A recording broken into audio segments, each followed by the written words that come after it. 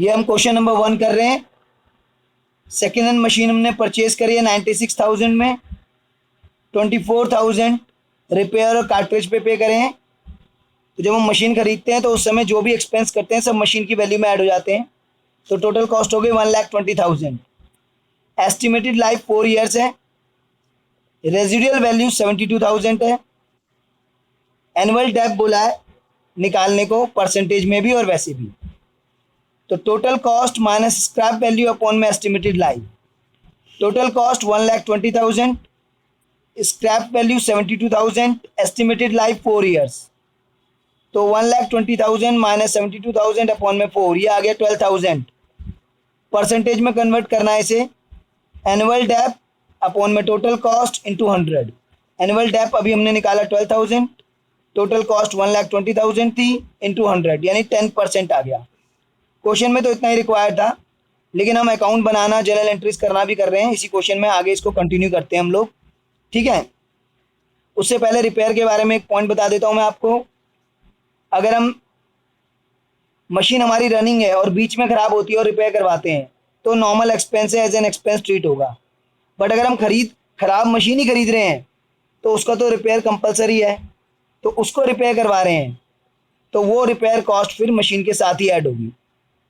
इसके बाद आगे चलते हैं हम लोग। जो हम क्वेश्चन कर रहे थे, एनुअल डेप्थ हमारा 12,000 आया था। जनरल एंट्रीज बनाते हैं क्या होंगी। इसमें डेट्स नहीं गिवन है क्वेश्चन में, तो मैं अपनी तरफ से एज्यूम कर रहा हूँ 1 अप्रैल 2001 से। अप्रैल टू मार्च का ईयर है। तो 1 अप्रैल 2001 को मैंने मशीनरी परचेज करी। एंट्री हो गई machinery account debit to bank account.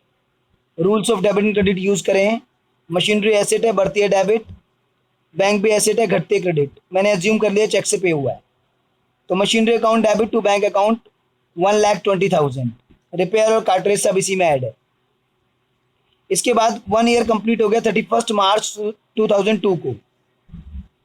तो 12,000 की डेप्रिशिएट हो गई, जो कि हमने वर्किंग नोट से निकाला था। डेप्रिशिएशन एक्सपेंस है और एक्सपेंस डेबिट होता है। Depreciation account debit to machinery account.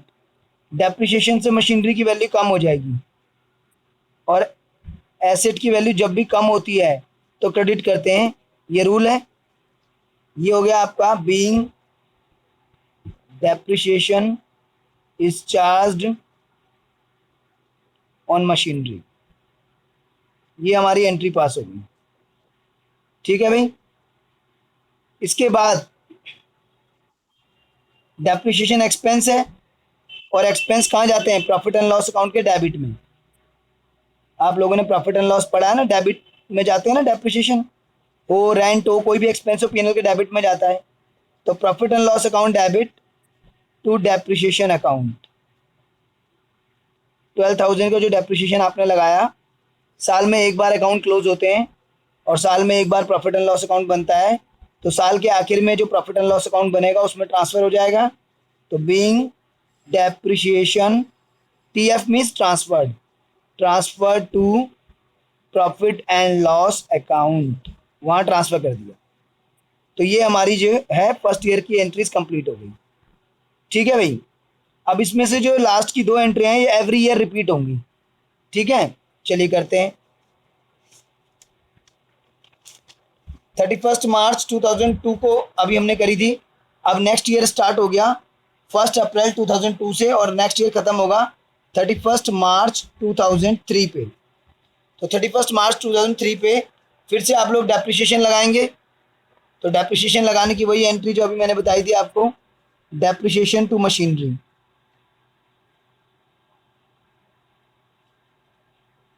एक सेकेंड ईयर भी कंप्लीट हो गया, तो सेकेंड ईयर के आखिर में फिर से डेप्रिशिएशन लग गया 12,000 का। Depreciation account debit to machinery account, being depreciation charge on machinery. Depreciation जो है एक्सपेंस है और एक्सपेंस डेबिट होता है और इससे मशीनरी की वैल्यू कम हो रही है और एसेट की वैल्यू जब भी कम होती है तो क्रेडिट करते हैं।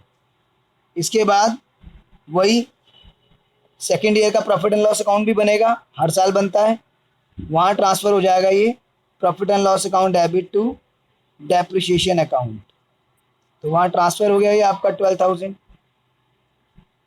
इसी तरीके से हर साल चलता रहेगा ये, ठीक है। Being depreciation transfer to depreciation expenses transfer to being depreciation expenses transfer to profit and loss account, वहाँ हमने ट्रांसफ़र कर दिए, ठीक है।